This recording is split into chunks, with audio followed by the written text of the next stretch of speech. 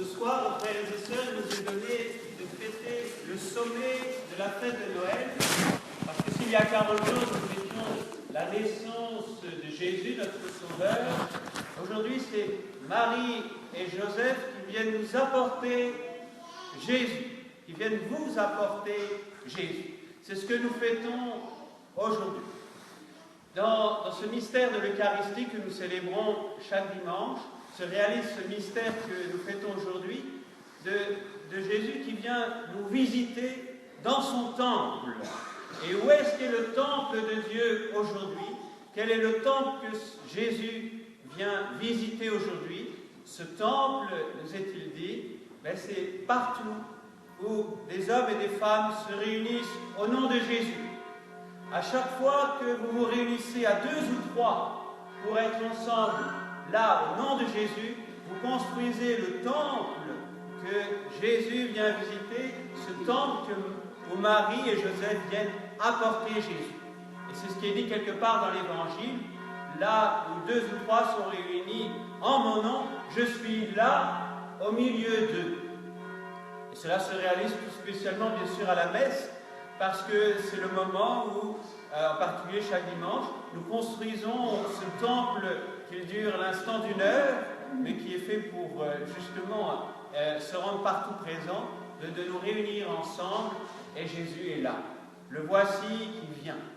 Et cette visite de Jésus, elle ne peut jamais être sans effet pour nous. À chaque fois, à chaque messe, et aujourd'hui spécialement, nous pouvons dire comme Siméon, maintenant, au maître, tu peux délier ton serviteur, parce que c'est la première chose que fait Jésus.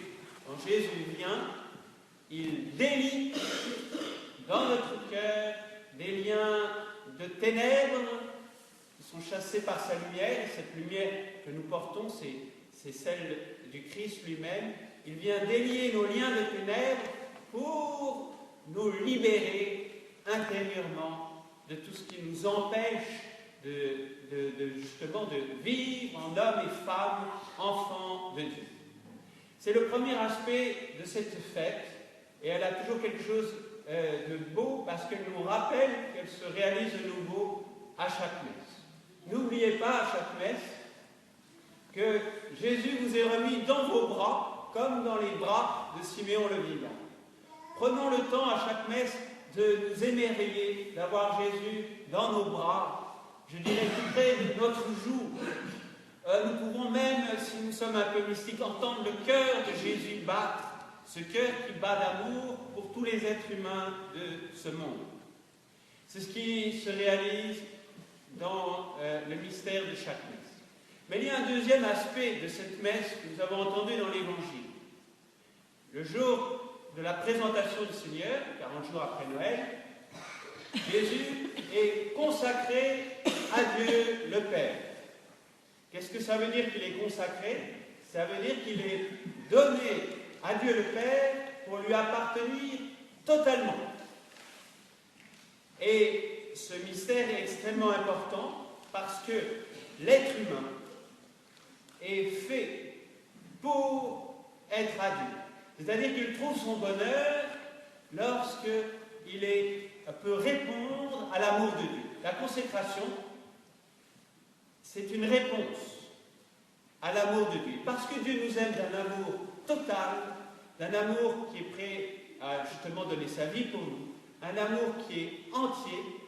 La réponse d'amour à l'amour de Dieu, c'est de nous donner à Dieu tout entier, de nous consacrer.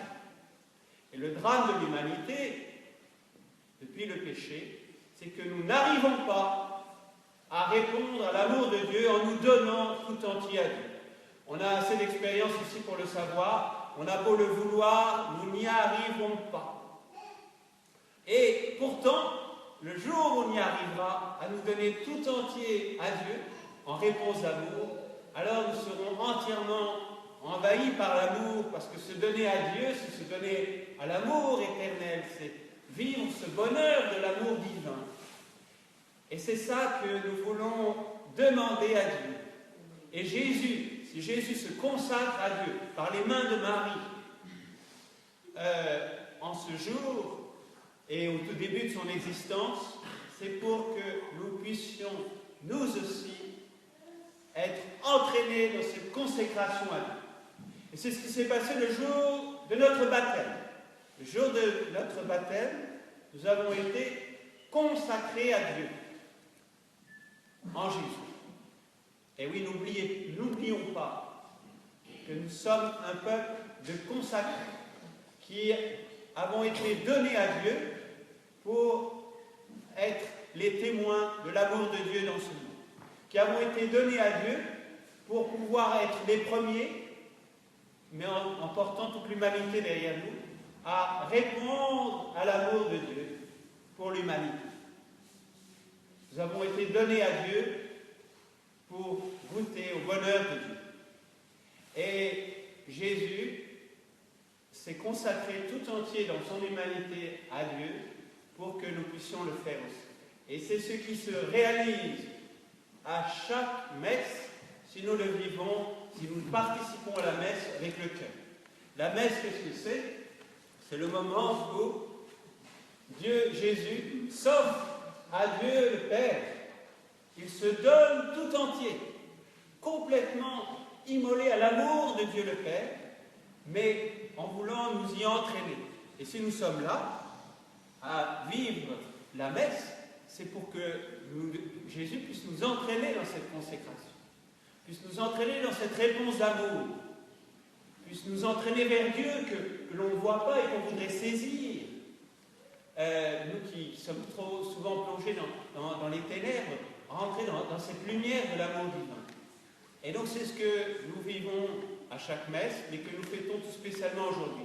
Et voyez combien la fête d'aujourd'hui nous donne de goûter d'une manière nouvelle ce mystère que nous célébrons chaque dimanche et aussi chaque jour lorsque nous célébrons la messe. Alors frères et sœurs, puissions-nous renouveler notre désir d'appartenir à Dieu en réponse d'amour. Puissions-nous, tout à l'heure, sur l'autel, nous offrir nous-mêmes avec Jésus. Et vous savez, il y a un moment où le prêtre, où les prêtres ensemble, élèvent le corps et le sang de Jésus, et ils disent, par lui, avec lui et en lui, c'est-à-dire par Jésus, avec Jésus, en Jésus, à toi, Dieu le Père Tout-Puissant. À toi, c'est-à-dire, tout est à toi. Nous nous donnons avec Jésus. Et c'est le moment, le sommet de la messe, on oublie parfois, qui est la fin le sommet de la messe, le moment où avec Jésus, nous nous offrons tout entier à Dieu, en réponse à nous. Alors que nous puissions le revivre. Et là, dans un instant, on va vivre ce qu'on appelle l'offertoire, c'est ce moment silencieux où on prépare le cœur à vivre ce don de nous-mêmes. Le pain et le vin que nous offrons, c'est nous qui voulons nous offrir. Et le pain et le vin devient le corps et le sang de Jésus pour que nous devenions, en nous offrant à Dieu, le corps et le sang de Jésus, témoins